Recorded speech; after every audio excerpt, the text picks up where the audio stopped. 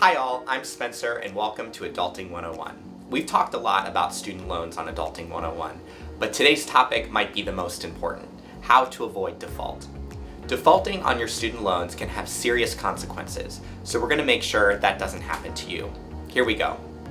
Before we get started, a quick reminder that Adulting 101 videos are educational, but we know all situations are different and you should not consider us your financial advisors. That said, we hope the video provides you with the basics about student loan management and helps you know where to go for additional help. We know the student loan repayment process is complicated and it can be confusing. You may have multiple loans that are administered by multiple different loan servicers, all with different amounts due at different times. It can be a nightmare, and we hope these videos can make it a little easier. Let's start with defining the terms. If you miss a student loan payment, even by just one day, that payment is considered delinquent. Your loan will remain delinquent until you make up that missed payment. Even if you make your next payment on time, you need to make sure and pay the full past due amount in order to get out of delinquency. Once your loan is delinquent for 90 days, your loan servicer will report your missed payments to credit agencies, which will hurt your credit score. After that, you're at risk for defaulting. The point when you hit default will vary based on the type of loan you have, but if you have federal direct loans, you are considered in default after 270 days of delinquency, or about 9 months of missed payments. Now, we said at the top that defaulting on your student loans has serious consequences.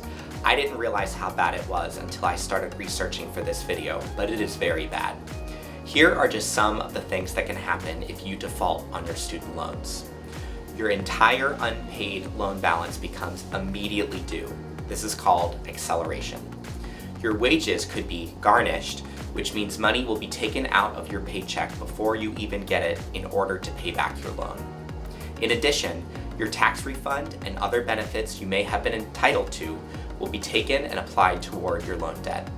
Ironically, you can no longer qualify for relief programs that could help you afford your monthly payments, like income-based repayment programs or short-term relief to temporarily pause your payments, like deferment or forbearance.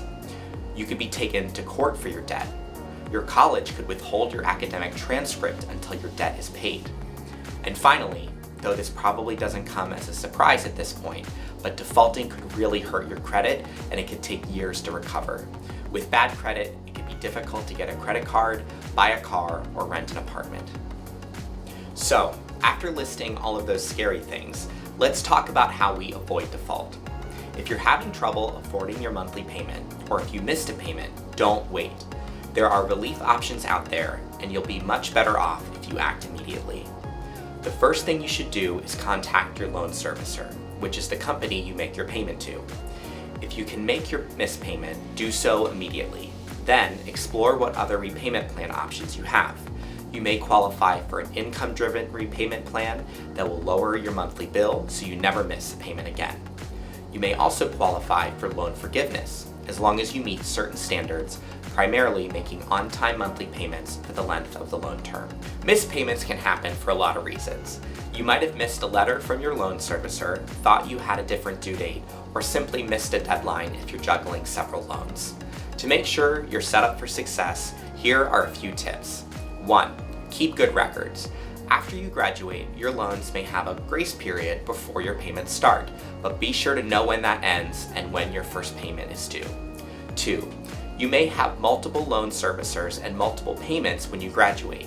Look at your repayment options. You might be able to consolidate into just one monthly payment and lower your bill with an income-based plan. 3.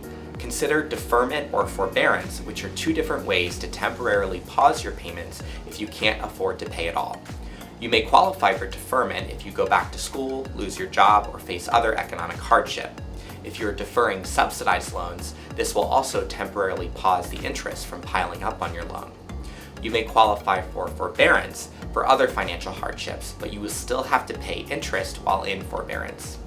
The most important thing to remember is that you have options. Don't ignore the notices and call your loan servicer immediately if you miss a payment or if you know you can't afford your payment.